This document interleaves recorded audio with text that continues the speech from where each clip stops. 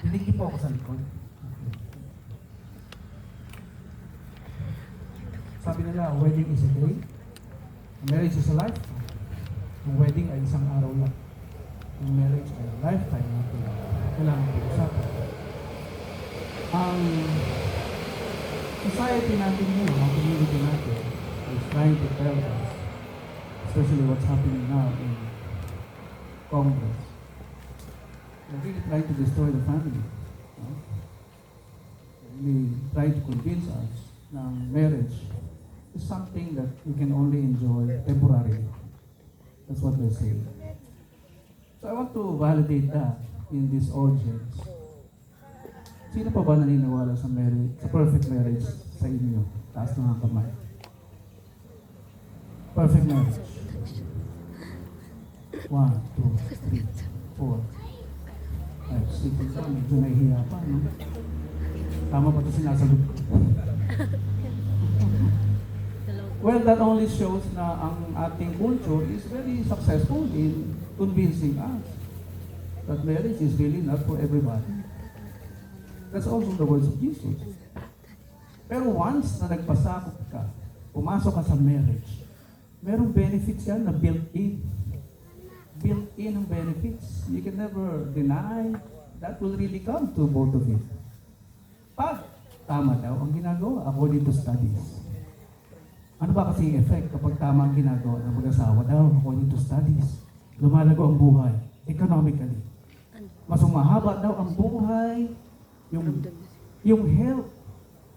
Mas umahaba kesa daw sa mga single. And so many benefits that you can also discover. Now, baka naman meron tayong hindi naiintindihan, no? Sa mga hindi nagtaas ng kamay. Let's define perfect marriage. Because Socrates said, wisdom is the beginning of definition of terms. When you define the terms or the meaning of the word, maintindihan mo yung word. And usually, we go backwards. No? Etymology, from where it all started, yung source niya, saan nagmula, saan nagsimula, saan nanggaling. Kasi nandun yung truth. No? Truth means original information. Okay? So, the word perfect means alignment. Alignment. Alignment saan? Sa design ng produkto. It was first used when scientists or people who are trying to solve our problems during centuries ago. When they discovered the word centimeter, meter, width, inch, etc. When they discovered that, they started to write our design products, no, in writing. So pag ginawa na yung produkto, naka-align doon sa design nila, sa sukat, they call it perfect. Pag walang design, ano itsura ng produkto mo? Di ba? It will be a trial and error. So that's the word perfect. Alignment to the design of the product. Marriage is a product. Product of whom? Of God. Di ba? Siya nag-create ng male and female eh. So pag nag-desisyon ka mag-asawa, you are using another product of Him. Although binigyan kayo ng desisyon, freedom to choose kung sino ang magiging asawa niyo. Hindi ka pinilit, hindi ka pinuwersa.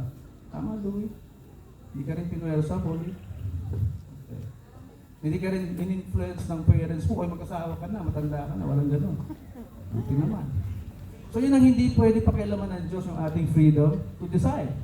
Kaya nga, nung lumabas yung babae sa katawan ng lalaki, brought her to the man, brought in Hebrew means paraded. Pinarada lang ng Diyos. Hindi niya diniktahan yung lalaki, yan ang asawa mo. Hindi.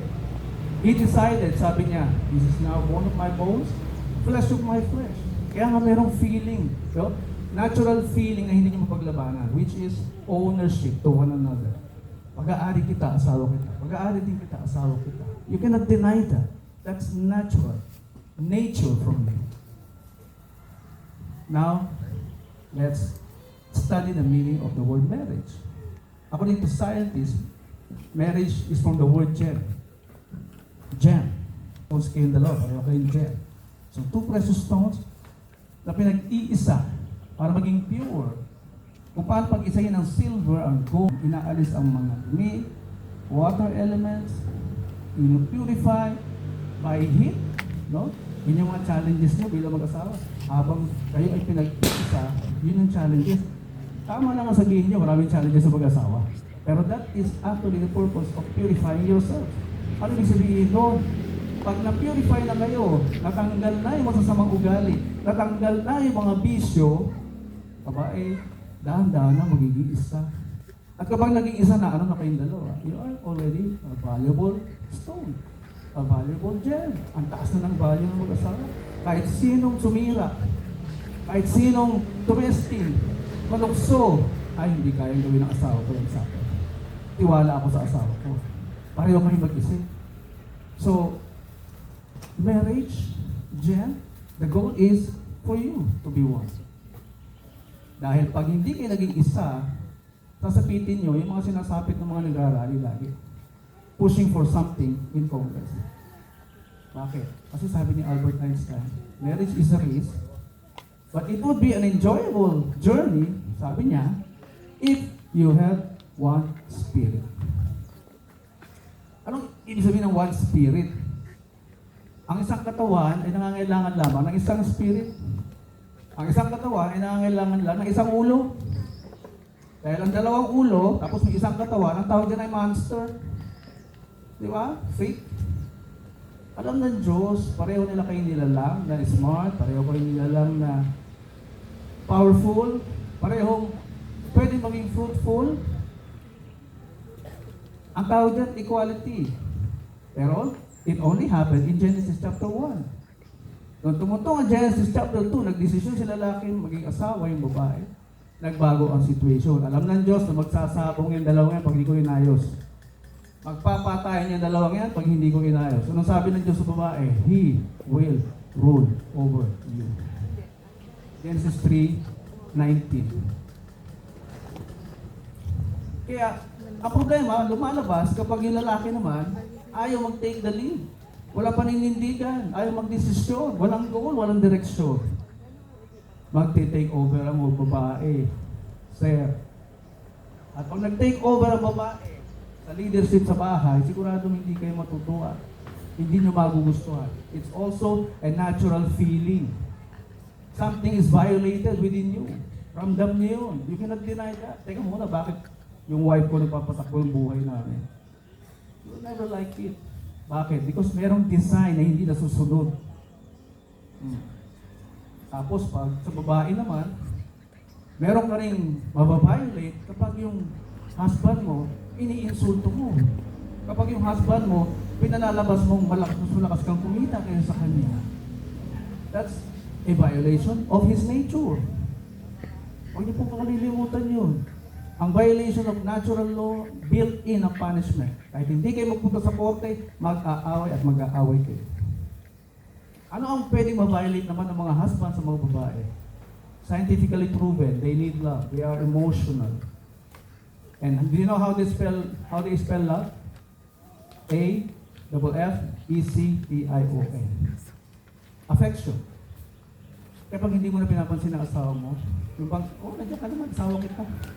Pag hindi mo na tinatouch, hindi mo na niyayapos, hindi mo na nilalambing, they will feel differently. Diba? Diba po? Hindi ka na hinihipo ng asawa mo, hindi ka na niyayapos, hindi ka na niyayakap, or whatever. How will you feel? That's a violation of their nature. Oh. Kaya kahit 10 years na kayo nagsasama, tapos 10 years mo na rin hindi ka malambing sa kanya, they will feel, may asawa ba ako? May husband ba ako? Tapos decide mag-isa. Hindi na sila nai-involve. No? The culture, yung turo ng superiority ng lalaki, that's also a pure culture. Pero ano requirement ng Diyos? Hindi ka pwede maging diktador eh. Ano requirement ng Diyos? Love. Lagyan mo ng love. Ano ba yung description ng love? Hindi basta-basta madaling magalit. Hindi naninigaw ng asawa. Hindi iniinsulto rin ang asawang babae. Love is patient. Ano ba? I don't know, nandun sa apostle. I-review niyo po mamaya. Sa sulat ni Apostle Paul. Diba? Love is kind. Love does not envy. Love does not keep record of wrongs. Alam niyo kung bakit nagkakaroon ng record of wrongs? Kasi hindi na-address. Hindi rin nakapag-sorry. Hinayaan lang lumipas. Naghintay ng chance na magsagutan sila at saka niya ilalabas. Ano na itsura niya doon? Diba?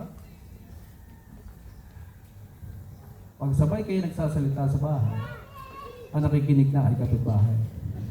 Gusto nila yun. Gusto nila upgraded sila sa inyong dalawa. O gusto nyo ba yun? Alam nung kapitbahay yung problema nyo?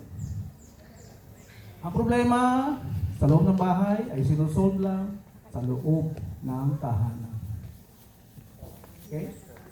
Huwag kayong magpa-stress sa isa't isa. Kailangan natin healthy mind at healthy heart.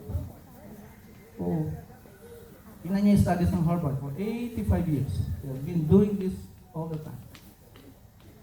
Ang taong may healthy mind, hindi na-stress, humahaba ang buhay. Siyempre, magkakambal yan, heart and mind. So, ano kaya perfect marriage? Pagsasama ng male and female, ng husband and wife, na walang ibang ginawa kundi sumunod lang sa design ng marriage. Bakit kailangan sumunod lang? Ayun ang requirement ng Diyos. Hindi ka entitled sa opinion mo. Hindi ka na entitled na mag-negotiate or bigyan ng kondisyon na bakit ko siya mamahalin, hindi naman niya ako nire-respeto. Bakit ko siya nire-respeto, hindi naman niya ako minamahal. Hindi ka na entitled doon. Your democratic idea is from the Greek people, not from the Bible. When you read the Bible, God requires obedience. When God speaks, God requires obedience. And finally, Article 1, marriage definition according to family code, sa mga nag-aral ng law. Marriage is a special contract. Bakit kaya special contract? Kasi may ordinary contract. Ano ko ibig sabihin ng ordinary contract? Sa ordinary contract, mga sir, mga ma'am, pwedeng ipasok yung inyong terms and conditions. O gawin mo to, ay bayaran mo to. That's ordinary contract. Sa marriage daw na special contract, not subject to your stipulations. Not subject to your terms and conditions. Hindi na pwede ang mag-negotiate ka. Nakasulat na po sa batas. Ano ang not subject to your terms and conditions? Yung mga binibitbit natin sa marriage, na akala natin acceptable. Hindi, bawal na magpasok ng bisyo. Bawal na magpasok ng masamang ugali sa marriage. Bawal na yung maldita. Bawal na yung alak, babae, sugal, sigarilyo. Bakit? Magpapaiksi ng buhay mo yun. Ano ang goal? Kasama kang tumanda. Walang iwanan. Di ba? Hindi mo iiwanan yung asawa mo na iiyak-iyak sa'yo. Aalagaan nyo din ang sarili nyo. Okay? Pagkasama kayong tatanda. That's the goal. Be one. And so, this information ay hindi nyo naririnig siguro to sa ibang congregations, sa ibang churches. Pinag-alam ko kung tiyagaan ko because sumuko na ako. Saka i-entertain sa mga problematic marriages. Kaya pinuntahan ko City Hall, pinuntahan ko DSWD. Ano ba kasi pinagtuturo ng mga taon to? Bakit ang taas na statistics ng broken marriages? Doon ko nakita yung problema. The teachers don't even understand the meaning of marriage. Kaya yung mga binigyan ng marriage license, okay, karapatan namin to, bigyan kami license, pakasal na, wala na. After 2-3 years, wala na, suko na. Kaya, the more na nag-challenge kayo, the more na isipin ninyo, inaalis yung pangit kong ugali. May pangit na ugaling nakita sa akin yung asawa ko. Aalisin ko na to. Hanggang sa isa-isa, dahan-dahan, wala na. Hindi na tayo nai-stress Baka nga susunod, boring na kayo. Paano hindi na talaga away? But that's a challenge. Now, I gave you knowledge and understanding, practice it. And once you practice it, you will have wisdom. Doon nakukuha ang pagiging wise sa buhay. Knowledge, understanding, practice, then you'll be wise. That's the 4 steps given by King Solomon in Proverbs 24 verse 3 to 4. Kaya sa desire namin makatulong sa bansa, sinusuyod namin mga mahirap na lugar. We are conducting feeding programs and seminars sa mga magulang for them to produce functional children in the society. Because kahit anong gawin natin, maapektuhan tayo ng mga dysfunctional children sa ating society. And also, seminar sa kanila bilang husband and wife, how to strengthen their marriage. And gumagastos po kami dyan para mapatuloy po ang aming advocacy dito sa pag-ikot po ng mga basket sa inyo. Ay magkano lang po para we have funds continuously to reduce our poverty. Magdagdagan pa yung mga taong naniniwala sa benefits ng dala ng marriage. Congratulations to the both of you. We will now proceed to the marriage rites. Every parents and principal sponsors to stand as witnesses of the